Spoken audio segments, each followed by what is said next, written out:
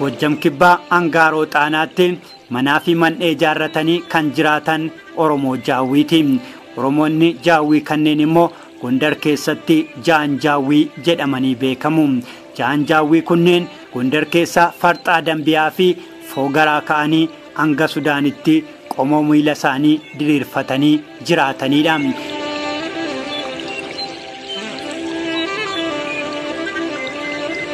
Xaanaa jechuun maal jechuudha? Afaan Oromooti waan guddaa jechuudha, waan jabduu jechuudha.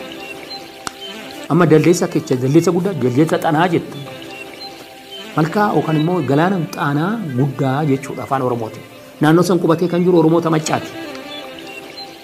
Naannoo Bahar Dar ammayyuu maqaallee Bahar Dar sun aanaan sun maal jedhama?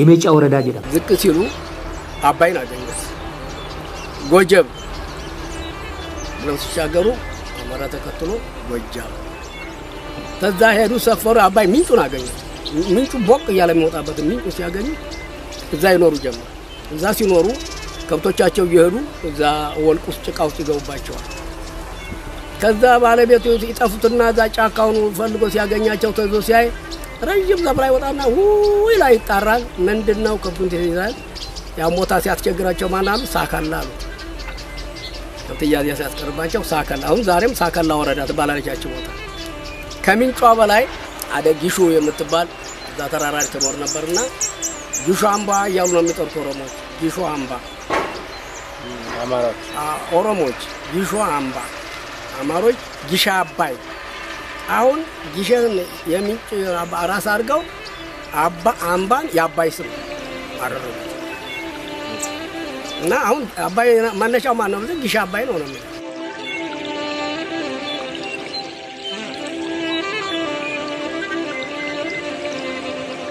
amantiiwwan biroo gara biyya kanaa seenanii waliigalteen akka duraa dhabamaa dhufnaan sababa kanaan Oromoonni seenaa Itoophiyaa keessatti yeroo jalqabaatiif mootii Atsbahaa Abrahaa jedhamu ajjeesan.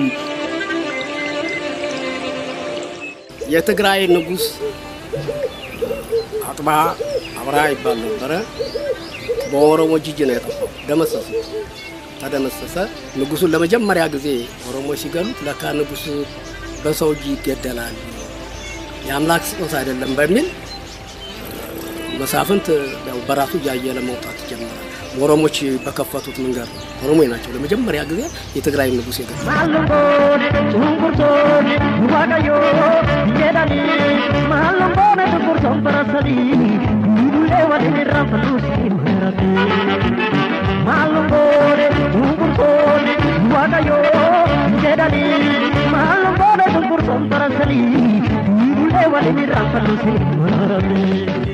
kanarraa kan ka'ee bulchiinsi Laallibalaas harka Oromoo jalatti kufe. ጎንደር አጤ በካፋ የሚባል የምንትዋባል ፋሲለደስ የልጅ ልጅ ባል ነበር የሚገዛው እሱ በመሞቱ ምንትዋብ ንግስት ሆና ንግስት ምንትዋብ ትባል ነበር ክፍት ሆነ ከዚህ በኋላ እሷም ተፈራው የነበረው ያው የትግራው ንጉስ ነበር የጦር ምቻል አይደለም ማለት ወዳውኑ ራስ አሊ ጓንጉል ጎንደርን ያስተዳድራል በዛ ጊዜ እስላም ክርስቲያን ብሎ ሃይማኖት ችግር አልነበረም ራስ አሊ ጓንጉል ቴዎድሮስ ጊዜ ድረስ ገዝተው ከዛ ላሊበላ በኦሮሞች ይወጣ ላሊበላ አስተዳደሩ በኦሮሞች ይወጣ እነሱ ዋቃሹሚ ብለው ሲሰይሙ ዋክሽም የሚባለው ዛሬ በኦሮሞች ለቤተክርስቲያን የሰጡት አስተዳደር booda keessa garuu amantaan ortodoksii yeroo gara kaaba Itoophiyaa galee Oromoon amantii kana akka fudhatu yaalamus Oromoon yeroo dheeraadhaaf amantii kana fudhachuu diduudhaan dhamaatii mootii Izaanaa amantii kana Oromoo fudhachiisuuf taasisee bookee Gurrarbaa seente harkaa ta'e.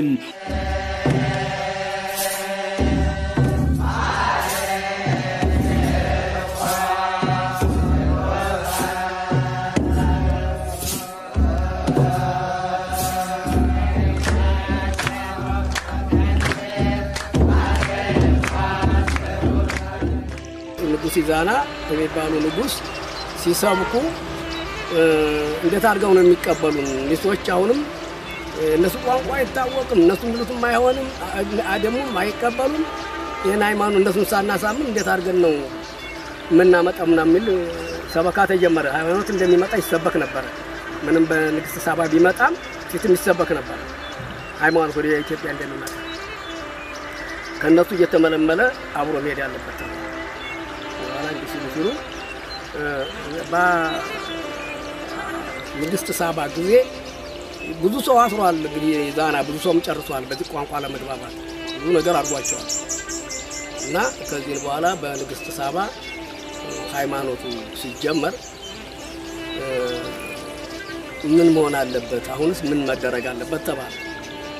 እነሱ ግንባር ቀደም ሄደው ትምህርቱን እንዲወስዱ ለክርስትና ሃይማኖት ከእስራኤል ወደ ግዕዝ ወደ አማርኛ ለመተርጎም አጥኚዎች መጥተው ነበር። ከኢየሩሳሌም መጥተው በአክሱም ከተማ እንደሰፈሩ ኦሮሞችን ሰብስበው እና አማሮችን ሁሉንም ያለውን ሰብስበው የሚላክሰው በዚህ መሰለጥተው ምረጡ ነው የተባለው። የተለጥሰው አብሮ ከኦሮሞም ከሁሉም ተመረጠ። ጣሎ ብሔረሰብ ተመረጠ። ወደ ቅኝቱ ገባ። ከዛ ውጭ ሀገር ሄዱ፣ ተቃኙ፣ ያን ነገር ተማሩ፣ ምናሉ ከዚህ ካጠኑ ሁሉን ነገር ተተማመነ በኋላ ነው ኢየሩሳሌም ሄደው ተምረው ወደ ሀገራችንም እምነት እንዲመጣ ለማድረግ ነው። እና ወደ ሀገራችን እነሱ ካመኑ እነሱ ታላላቅ ጳጳስ ቆቦስ የሆኑት ኦሮሞይ ናቸው። ግን የአማራ ቋንቋ ሰለባ ሆኑ። ወደ እስላም ነው ክርስቲያኒቲ ነው ፊል ኡመኒ ኩሽ ዋቂፈታ ነው በዛ ጊዜ የሚታመነው ዋቂፈታ ነው። በጋራና በመልካም ማመን ማለት አንተን መልካ የሰራ አምላክ አንተን ጋራ ያቆመ አምላክ እንጂ በጋራውና በውሃ አይደለም ነው። አንተን የሰራ አምላክ ብለው ነው የሚለው አምላክ እንዳለ የሚያምኑት በዛ ነው። ዋቃ ሰሚ ራ ዋቃ ለፋ ፋሮ ዋቃ ሰሚ የቹ ፀሐዩ ንጉስ ጀ ንጉስ ይገሩ አን ሰሚን ተኡንደንደው ዋቃ ሰሚ ኢጃሬ ዋቃ ለፋ ኢጃሬ እንደከና ዳዋታ ማል ጎደ ከራክሶም ዱናን ዋቃ ኢራፊ ዱበርቲ ከንጀ ወኖ ጎዳ ሲዳን ሱንሬ ከነከነ ሙልስ የአክሱም መንግስት ሐውልት እየቆመ ስገዱ ይባል ነው። አሁን እሱም ይሄን ሐውልት አሰርቶ ኦሮሞችን ስገዱ ሲላቸው እኛ አንሰግድም፣ እግዚአብሔር የሰራልን አምላክ የሰራልን ለሚሊሞ አለ ብለው ነው እንዲህ ያሉት። ድጋቡን ከንቱ አስቀሩበት ይላሉ አፈታሪክ ያወሩ። sana booda garuu tooftaa biraa uumuudhaan Oromoo yeroo sana jajjaboo fi hawaasa biratti fudhatama guddaa qaban filachuudhaan gara Israa'elitti erganii deebi'ee amantii kana akka Oromoo fudhachiisu taasifame. ማርቆስ ጎርጎሮስ እየተባሉ እንጂ ይሄንን እምነት ሄደው ተምረው በትልቅ ደረጃ ያመጡትም እኚሁ ኦሮሞ ናቸው። ሌላ የለም። ስታገኝ እነሱን የመጀመሪያ የምታገኛቸው በቦታው ላይ Mootittiin Nigisti Saabaa yeroo lammaffaaf amantiin kun Itoophiyaa akka seenu taasiftee Oromoonni dureewwan amantaa Ortodoksii ta'an barumsa amantii baratanii barsiisuuf gaafa dhufanis Oromoonni ammas amantii kana fudhachuu diduun sodaa guddaa keessa galchanii ta'us dhiibbaan guddachaa dhufnaan namoonni amantii kana baratanii duree amantii ta'anii dhufan suutaan Oromoorraa adda citanii amantii kana qabatanii warra amantii kanatti amane faana ba'an. Ijiramni fi siyaasni yeroo sanaa jiru duula jalqaba aadaa kushootaa fi Oromoo irratti eegalee jechuudha. Kuni dhaloota Kiristoos dura waggaa kuma jechuudha. Argite kaaba Itoophiyaa keessatti wanti raawwate keessattuu naannoo Aksum naannoo Maraweetitti erga Maraween kuftee booda jechuudha. Maraween an kushootaati raawwachaa ture. Yeroo kana booda aadaan Oromoo aadaan kushootaa bosonatti gale hin fakkaate. Qaroomina irraa akka fagaatu godhame. Yeroo xonnoo jaarraa 13ffaa keessa warri agawotaa falmanii lafaan naaniyyuudha mootummaa Aksum kufisaniyyuudha. Sanumarraa ka'ee eenyummaa ofii gatanii kan ormaa hordofuun jalqabame. Oromoonni baay'een bataskaana yookaan mana amantaa Ortodoksii kanatti maqaa jijjiirrachuun luboota amantaas ta'anii. Oromoonni immoo amantaa Yihuudootaas fudhatan jarumatti makaman.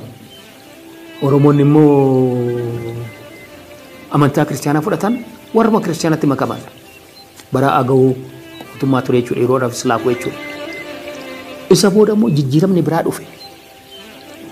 Jijjiiramni siyaasaa fi hanbiraa kan dhufe amantaa baha jiddugalaa musliimaati. Amantaan kun dursee kan eegale karuma kaabaa Itoophiyaatti dura keessattuu naannoo Daalaaq jechuudha. Fi as kara bahaa naannoo Zeelatti jidduu karaa Afrikaa kanatti kan dhufe. Ansi dinqisiisu amantaan kun waggaa jalqabu keessattuu Arabiyaa keessatti baqattoonni Arabiyaa Qurayshoota baqatanii dhufan dursanii kan dubbisan mootiin Najaashii afaan Oromootiin Nagaasee jenna nuyi. Nagaasee jechuun mootii jechuudha afaan Oromootiin. Nagaasee dhufanii dubbisan Al-Najaashii jedhu namoonni baay'een. Namicha kana waggaa dhufanii dubbisan akka keessummaatti biyyatti baqatanii namni kun afaan Oromootiin isaan simate. Ashamaa ashamaa ashamaa jedhe. Ashamaa ashamaa jedhee simate al-sadii. Ashamaa jedhee namni kun mootiin yeroo san ture Al-Najaashiin yookaan Nagaaseen afaan Oromoo dubbataa jechuudha. Afaan Oromoo kun afaan siyaasaa afaan dippiloomaasii ture jechuudha yeroo sanatti. Namni kun afaan Oromoo dubbata yookaan Oromoo ta'aa jechuudha. Yara kana simatee fudhatee amantaa isaaniitti ulfina kennee baqattoota kana nagaan jiraachise jechuudha. Yeroo dhuma sanii qabee amantaa kanattis namoonni hiramuu qabanii jechuudha. Amantaa musliimatti. Kun karaa kaabaatiin amantaa kiristaanatti makamee kun immoo karaa baatiin amantaa islaamatti makamee kaaba Itoophiyaa keessatti. Karaa kaabaa kanatti keessatti amantaan kiristaanitii waan cimaa dhufeef keessattuu karaa biyya baddaa irratti amantaan musliimaa immoo karaa gammoojjiitti bakka daldalli jirutti cimee falmii guddaadha amma jaarraa 17ffaatti kan gaggeeffamee ture. Amantiin kunis haala kanaan Oromiyaa keessatti baay'achaa lafa Oromiyaa keessattis babal'achaa deeme ammasuma seenaanis dabaa dhufe.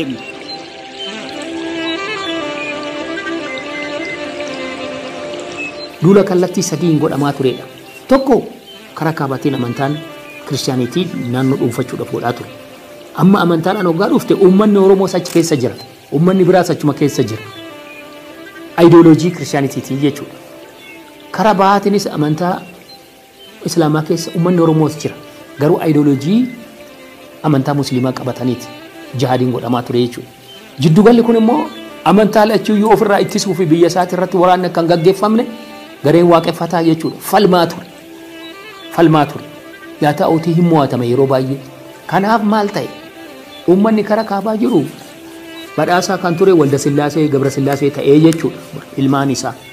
Si dinqisiisa. Ammayyuu wanni kun dadhabee jechuun dandeessu. Maaliidhaaf namni tokko gaa ilma tokko kiristaanaa kaasu maqaa isaa jijjiira. Kun beekamaadha.